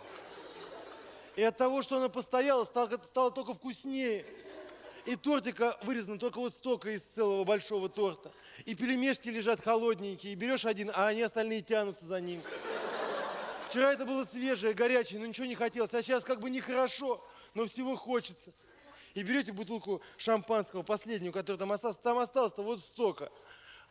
Все выдохлось, но жидкость-то холодная. Берете вот так бутылку, прикладываете к колбу. И думаете, какое чудесное шампанское делали в прошлом веке. А потом так посмотрели, а дорогая, прежде чем уйти, вымыла всю посуду. Дай ей Бог здоровья. И дальше, не торопясь, потому что невозможно торопиться, вы медленно все это достаете из холодильника и все расставляете вот так, расставляете, не торопясь. И в первый раз, может быть, за целое тысячелетие, за целый век, вы делаете так, как хочется. То есть берете просто столовую ложку и дальше в любой последовательности. Можно сначала торт, потом салат. Или сначала салат, потом торт. И за дурацким вот этим вот фужером к этому идиотскому серванту не пошли. А вылили остатки шампанского в любимую чайную чашечку с треснутой ручечкой. В любимую. А потом сделали такие 3 длинных, холодных глотка. Вот так. И вдруг как почувствовали? Ой, новый век. Хорошо. Хорошо. Так хорошо, а главное, так ясно, что никакие компьютеры не поломались, и самолеты летят, причем кажется, что летят не вот так, а вот так. И по телевизору песни прошлого века и фильмы прошлого века. И в этих фильмах, старых фильмах прошлого века играют артисты, которые там, в том прошлом веке умерли. Но артисты-то любимые. И любовь уже к ним перешла в новый век. И значит, все продолжается, как было. Вот просто как было. Так хорошо. И никто не звонит. Потому что все вот так сидят, или куда-то уехали, или еще не проснулись. И зима, которой быть еще долго, долго. А я-то помню, как я там в прошлом веке был влюблен, сильно влюблен в иллюстрацию в книжке. Это была детская книжка, и я был маленький. И нам эту книжку дали почитать. Ну, читать я еще не мог, мне ее читали родители, а там была иллюстрация. И была нарисована женщина в этой книжке. Причем, подчеркиваю, женщина, не какая-нибудь там фея, снегурочка или какая-нибудь там, я не знаю, русалка, а женщина, вот просто женщина. И у нее были красивые волосы, и была видна фигура. И я так смотрел на эту женщину, и вообще не мог понять, что со мной происходит. Я только одно тогда мог понять, что я без этой картинки жить не могу. А потом книжка куда-то подевалась. Ну, куда-то пропала эта книжка. Или ее отдали кому-то. И я страдал. Вот как страдал, не помню, а женщину помню, она была прекрасная. А потом уже, когда я учился в школе, у меня появились три фотографии, где были уже совсем голые женщины. И они у меня лежали в потайном месте, я с ними встречался. И каждый миллиметр тех фотографий был подробнейшим образом изучен. Потому что это была важнейшая информация на тот момент в моей жизни. И вроде бы было все видно, но ничего не понятно. Но самое главное, что вот те женщины, они смотрели на меня серьезно. Они так серьезно на меня смотрели, потому что вокруг-то было много прекрасных женщин. Я же не знал, какой из них там 18 лет, какой 58. Они все были большие вокруг меня, от них чудесно пахло, они странно одевались. Рядом с ними можно было стоять в автобусе или в трамвае. Они могли погладить по голове, дать конфету, задать какой-нибудь несущественный вопрос. Но никто не смотрел на меня серьезно. Только вот эти вот женщины вот с этих вот фотографий. И я им так благодарен за те взгляды, потому что все во мне было тогда от этих взглядов вот так. Вот так. И когда я слышал какую-нибудь чудесную песню, чаще всего на каком-нибудь иностранном языке, и ее исполняла какая-нибудь певица, которая, я не знал, как она выглядит. Мне почему-то казалось, что это вот эти женщины поют мне. И именно те женщины пели мне прекрасными голосами. И я до сих пор их слышу. До сих пор слышу их. Понимаете, железнодорожники едут вот так вот, да? Шнурки вот эти. И женщины еще поют. Причем ведь я так хотел найти тех женщин ранеными или больными где-нибудь в снегах или во льдах. Спасти, вынести их, выходить и быть вознагражденным. В каком направлении была бы награда, я уже, в общем-то, догадывался. Но это было не главное. Главное это было, что я в этот момент почувствую. Что я почувствую. И будет ли это так же сильно и прекрасно, как я этого хочу. А я этого так хочу. Никого не нашел ни в снегах, ни во льдах. Но, правда, только по той простой причине, мне кажется, что я так и не побывал в таком месте, про которое можно было бы смело сказать: снега или льды.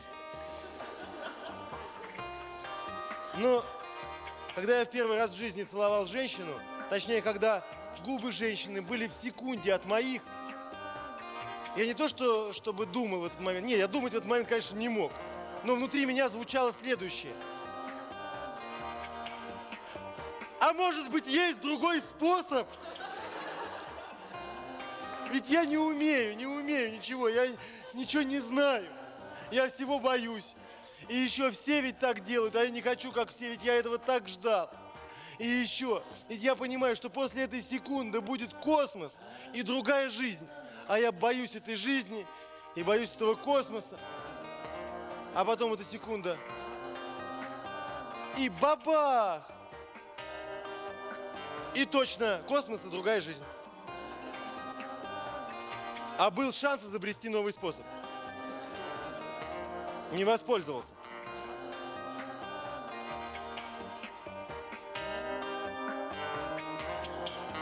Не воспользовался. Но вообще странное дело с этими фотографиями, ей-богу. Я имею в виду не мои вот эти фотографии с женщинами, а я имею в виду вообще фотографии. Смотришь какую-нибудь фотографию, которой 100 лет. То есть там на этой фотографии человек, который жил 100 лет назад. У него такие усы, шляпа. И думаешь, он так что, по улице ходил, что ли? Или у женщин такие платья, что, понятно, конечно, как-то нацепить это они могли на себя. А как в туалет? И какие должны были быть эти туалеты? Или смотришь какую-то картину, киноленту, которую снимали еще вот так вот, да? И там же люди вот так быстро очень движутся, и животные, лошади вот так вот. Но даже не важно, что они так быстро движутся, нет. Главное не это, главное невозможно себе представить, что там был такой же воздух, как здесь. Вот такой же воздух, да? Там же какой воздух там, на тех кинолентах? Там такой воздух, такие царапинки и крестики вот такие. И все эти люди уже давно умерли, а животные подавно. Или идешь, вот тоже фотографии, да, идешь по кладбищу, И видишь, ну, допустим, надгробие, и там эмалевая такая фотография. Эмалька, фотография. Да, изображение человека, который там похоронен. Фотография. Или приходишь в какую-нибудь контору, а там в фойе висит фотография с травной ленточкой, написано, вот коллега умер, панихида тогда-то. Или открываешь газету так вот и читаешь, министр не дожил до 60. Или спортсмен разбился. И вот фотографии. И на всех этих фотографиях же живые люди, которые, когда фотографировали, они даже старались, ну так, ну выглядеть получше. А вот на этой эмалевой фотографии, может вообще фотографии, которые сделали для паспорта. То есть старались люди как-то выглядеть получше, хорошо выглядеть. И ведь мы же тоже довольно часто фотографируемся. И надо же понимать, что потом вот любую из этих фотографий, в принципе, любую, могут взять сюда, сюда или сюда. Любую. Но при этом ведь нельзя об этом думать-то так тоже всерьез-то. Особенно, когда фотографируешься. Иначе будут очень странные фотографии получаться. А с другой стороны, а как не думать? Простите, а как не думать? Если я уже подумал, и простите меня, только что вам сказал. С другой стороны, конечно, можно попробовать подготовиться, да? Ну, то есть пойти в фотоателье специально и сфотографироваться. Или, дескать, я плевал на смерть. Ну и что, потом дадут тебе эти фотографии, ты подпишешь там, вот эта фотография сюда, а это вот сюда. Папочка специальная, раз, положил в стол, и на стенку же не повесишь, правильно? А потом где-то через полгода будешь там перебирать у себя документы какие-то, потом раз, так, что это у меня здесь такое? О, чё? И куда-то подальше. Там через 2 года нашел, переложил куда-нибудь на антресоли, и когда по-настоящему случится, ее не найдут и возьмут любую. То есть нету шансов подготовиться, нету. Но при этом также ведь надо же как-то ответить, а вот хочется знать, какая там будет фотография, а главное, когда? Да не хочется. Потому что вот с тем, что хочется, труднее всего же разобраться. Вот потому что, ну что хочется, так мы легко говорим, хочу, допустим, я хочу в туалет и пошел в туалет. А в туалет-то ведь хотеть-то вообще невозможно. Как можно хотеть в туалет? Это очень странно хотеть в туалет. Особенно если это туалет в самолете или в поезде. Туда надо. Может быть, туда необходимо. Но хотеть туда очень странно. Ну так говорим, хочу и пошел. Или вот так стоишь вечером, август, звездное небо, и звездочки часто падают, да? И так беседуешь с кем-то, и вдруг боковым зрением так увидел, что, упала звездочка. Звездочка упала, и друг говорит, так, видал, звездочка упала? Я говорю, ну, видал. Успел загадать желание? Ну, даже если бы я помнил это желание, как можно его успеть как-то сформулировать, подумать и сказать как-то звезде, вот так. Ну, можно, конечно, там полдня вспоминать именно отчетливо, именно то желание, которое вот действительно желание, потом поработать и как можно короче это желание сформулировать, да, и потом отрепетировать очень быстро это желание думать, вот эту формулировку, вот так, быстро думать. И вот с этим готовым и уже, отрепетированным желанием выйти вечером. Так ведь ни одна же пазла не упадет. Или вот смотрите, вот я в детстве играл деревянным мечом. Мне папа делал деревянные мечи, этот я сам уже сделал, и вот у меня был щит, сделанный из крышки от мусорного ведра, и я играл с друзьями во дворе деревянным мечом. И мне очень нравилось. Я так любил это дело, но мне все время хотелось иметь настоящий меч. То есть, знаете, настоящий. Такой вот настоящее вот оружие, настоящий меч. Я спать не мог, думал, мечтал о том, как у меня будет настоящий меч. А зачем мне был нужен настоящий меч? Я же им играть бы ведь не смог. Я бы друзей своих всех поубивал бы. То есть, зачем? Ну, очень хотелось. Или же, вот, мне всегда очень нравился Элвис. Причем когда-то в детстве я даже не знал, что он существует, потом узнал, что он существовал, и понял, что он мне всегда нравился. Но при этом я также понял, что мне не то чтобы не нравился, но не так сильно нравился конкретный Элвис Пресли, который особенно потом стал толстый и некрасивый, а мне всегда нравился Элвис. И я все время хотел петь как Элвис. Ну, не как конкретный, а вот как Элвис, да? И я часто это делал, я брал скакалку и пел со скакалкой вот так. И пел чудесно, но не вслух. Пел внутри там у себя, внутри, в голове или где там еще. Ну вот в себе я пел чудесно вместе со всеми музыкальными инструментами. Пел прекрасно, но по-настоящему-то ведь я никогда не спел. А желания-то ведь это никуда не делось. И эти желания только накапливаются, они только появляются все новые и новые. И к этим железнодорожникам, шнуркам, ко всем этим желаниям постоянно добавляются новые, а никакие ведь почти никогда не исчезают. Надо хоть от чего-то избавляться, иначе это совсем уже будет невозможно. И сейчас у меня есть возможность спеть как я, как Элвис. А потому что есть вы, и будет по-настоящему. А фраза «как я, как Элвис», она странно звучит, но ее понять можно так. Вот как будто бы Элвиса никогда не было, а был только я. И сейчас у меня есть такая возможность, и спасибо вам, что вы послушаете, и мне станет легче. То есть вы послушаете, а легче станет мне. И спасибо вам за это. Потому что надо избавляться от некоторых желаний. Так что сейчас я спою «как я, как Элвис». Подчеркиваю, вот как будто Элвиса никогда не было, а был только я. Спасибо. Луч солнца золотого тьмы скрыла пелена, и между нами снова вдруг выросла стена.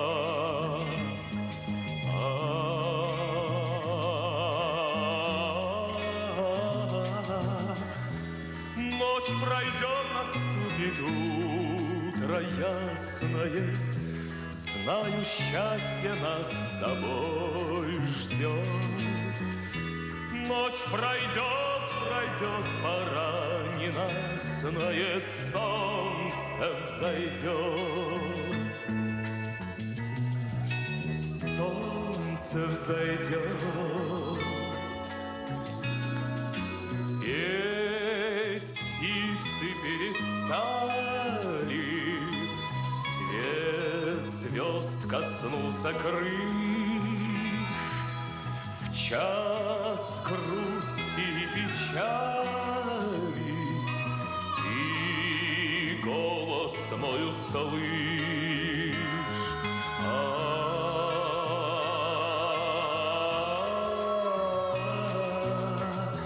Ночь пройдет, наступит утро ясное, знаю, счастье нас с тобой ждет. Ночь пройдет, пройдет, пора ненастное, солнце взойдет. Солнце взойдет. Солнце взойдет. И, конечно же, прекрасная принцесса не могла не услышать любимый голос.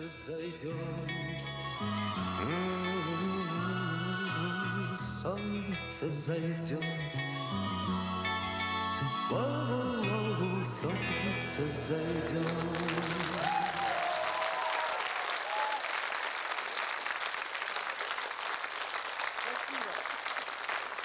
Спасибо. Это совсем не трудно делать, вообще не трудно. И потом становится легче. Так что можете кого-нибудь собрать, попробовать. Спасибо. Потому что с этим чего хочется, так сложно. Вот понимаете, вот смотрите. Допустим, сижу я дома. На диване, который я сам покупал, сам. То есть заработал денег, купил этот диван. Сижу, диван хороший. Не дешевый, хороший диван, а мне на нем плохо. Причем я хорошо помню, что год назад я увидел этот диван в каталоге, позвонил, спросил, можно ли его купить. Мне сказали, конечно, можно. Я спросил, а быстро ли вы его привезете? Они говорят, очень быстро. Везли 4 месяца. Привезли не того цвета. Они говорят, да вы что, с ума сошли, что ли, такой цвет? Да я не собираюсь его. Они говорят, а мы вам сделаем скидку. И тут же внесли в душу сомнения какие-то, тревогу. Причем я вижу, что цвет-то, в общем, неплохой, и скидка солидная. Но так неудобно продаваться за эту скидку, потому что я так заявил сразу, что вы с ума сошли вот так. Ну и так думаю, ну с другой стороны, ну что мне еще 4 месяца, что ли, ждать вообще? И еще позвонил кому-то из приятелей, чтобы посоветоваться по поводу цвета. И еще позвонил такому, которому точно знаю, наплевать вообще. И он пришел, сказал, вот этот цвет? Да, ой, отличный цвет. Я говорю, правда? Да. Все, купил, сижу. И мне на нем плохо. И даже плохо не от того, что цвет не тот. Да может, этот цвет даже лучше, чем тот, который мне нравился. Просто я сижу на этом диване, и я помню, что я хотел купить этот диван, но я не могу вспомнить, как я мог его хотеть. И я сижу дома, и вроде бы дома все так, как я хотел, все. Вот я помню, вот этот цвет стен я хотел, вот он. Вот картинка висит. Я помню картину эту, я долго выбирал, я хотел ее, вот она. Я выбирал место, сам вбивал гвоздь, вот она висит, я этого хотел. Не могу вспомнить, как я мог всего этого хотеть. А на работе еще хуже, чем дома. А я помню, я так хотел эту работу. И вот так вот возвращаюсь с работы домой, иду и понимаю, что, в общем, единственная перспектива вечера – это диван. А там такой дворник во дворе так вот метет, он так метет, одним таким перегаром так вот, и папироска такая, он так вот метет, что-то напевает. И так хочется подойти к нему и сказать: так, дай-ка метлу, дай-ка перегар и папироску давай. Значит, вот тебе ключи, иди, там диван отличный, иди сиди.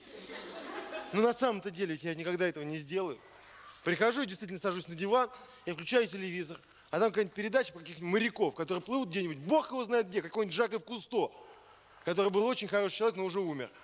И так смотрю, Господи, как бы я хотел бы быть распоследним матросом у него на корабле, лишь бы тут не сидеть. Да это еще так здорово, еще как-то, ничего себе захотел, у Жакова Кусто. На каком-нибудь ржавом сейнере в Северном море, лишь бы тут не сидеть. Но по-настоящему, так вот, положа руку на сердце, я никаким моряком-то ведь быть не хочу. Потому что так бы вот так подумал: ой, хочу быть моряком, тут же бы дверь бы вот так бы распахнулась, зашли бы люди: так, хотите быть моряком? Пожалуйста! А что значит быть моряком? Моряком это нужно быть, учиться быть моряком, значит, искать работу быть моряком, потом работать быть моряком. И это будет что такое? Очень конкретный корабль с конкретными людьми, с которыми нужно будет конкретно быть в море полгода, а через неделю этого плавания их всех захочется убить. Так что никаким моряком, конечно, я быть не хочу. Я хочу быть тем, кто я уже есть, и чтобы мне вот сейчас, немедленно, мне, на моем диване, у меня дома, в моем городе, в моей стране, в моем времени немедленно стало хорошо. Причем не лучше и не получше, а просто хорошо. И мне это нужно, нужно просто. И вот это я, видите, рассказывал, и, в общем-то, уже устал рассказывать. Причем могло показаться, что я перескакивал с одного на другое. Знаете, если бы даже захотел бы перескочить с одного на другое, у меня бы не получилось, потому что я могу говорить только сначала одно, а потом другое. То есть я могу рассказывать только вот так, а вы только вот так вот слушаете. По-другому невозможно. И для того, чтобы говорить, у меня есть только вот это вот оборудование. Смотрите, вот это. Да? Там вот оттуда воздух подается, тут напрягаются связки, как-то голос, какой-то тембр есть. Еще надо говорить по законам русского языка. И как-то успевать ставить правильное ударение, чтобы было понятно, еще как-то жестом подкреплять. А для всего этого только вот это оборудование, вот это. Причем я-то знаю, что вот это оборудование, по крайней мере у меня, не без дефекта. И для того, чтобы вот так вот говорить, нужно время. А что я вот так вот могу сообщить про то, что я здесь рассказывал? Ну, вот смотрите, допустим, подхожу я к окну, отдергиваю шторы, и у меня, в комнате становится светло, потому что там солнышко, и оттуда лучики попали ко мне в окошко, потому что я отдернул шторки. А если так вот по совести сказать, это никакое это не солнышко, это такая здоровенная звезда, которая совершенно пофигу, как мы его тут называем, и что я тут отдернул шторки. Вот. И эти лучики ко мне в окошечко попали с такой скоростью, с какой я даже не понимаю. Я, конечно, могу сказать: стало светло очень быстро.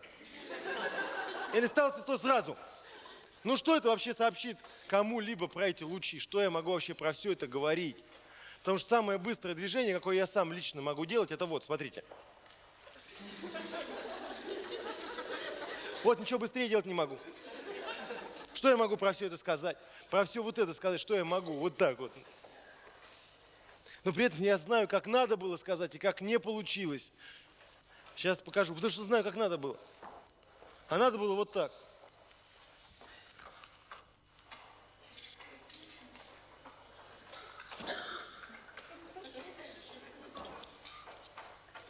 Вот так вот на 1 секунду выскочить и убежать, все.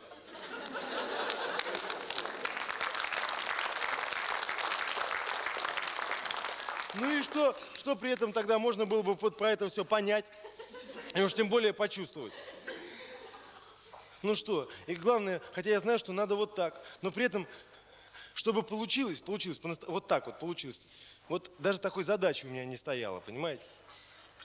И я знал заранее, что не получится, и никогда не получится, как надо. А потому что я так не хочу. Потому что я-то что хочу? Я хочу, чтобы мне дали время, чтобы меня послушали, чтобы мне были рады, чтобы мне дали время. А надо вот так вот. Надо вот так. Но так не будет. Прежде всего, потому что я так не хочу. И задача такой не стояла, и никогда не получится. Ну, даже это как-то не по-человечески. Сейчас еще одну деталь забыл.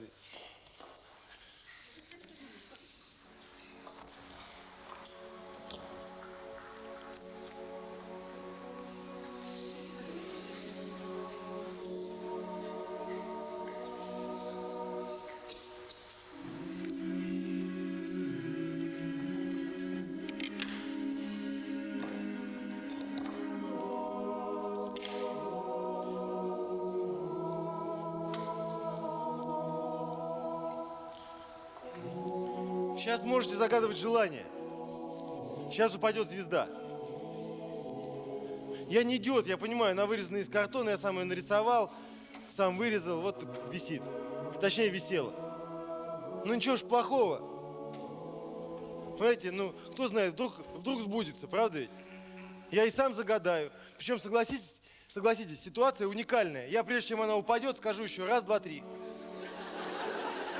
Я ее так неожиданно не брошу. И еще к тому же, знаете, вы можете загадывать, потому что все равно это же будет там внутри вас, внутри каждого. И никто не узнает, загадываете вы или нет. Даже если вы очень солидный человек, все равно никто не узнает. А вы никому не говорите. Так что ж плохого-то? Я и сам загадаю. И еще давайте секунд 10 можно подумать. Так что плохого-то ведь ничего. Давайте. Я и сам загадаю.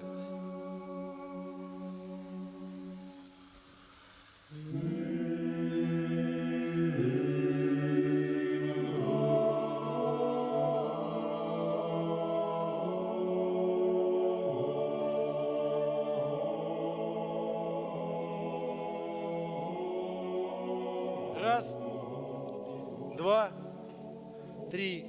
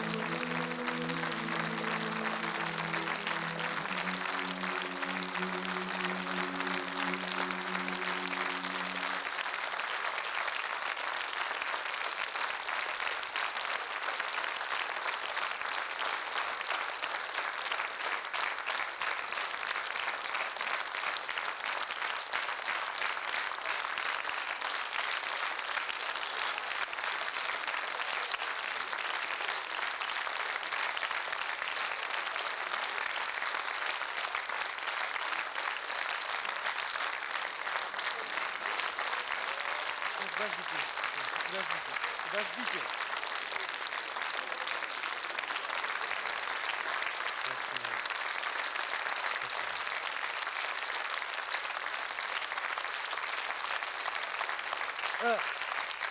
Ну все, спасибо, мы Мы вместе поработали, телефоны не звонили, мы 45 минут подождали, пока починили пульт. Все, что-то записано, как-то это получится. Спасибо большое, что пришли.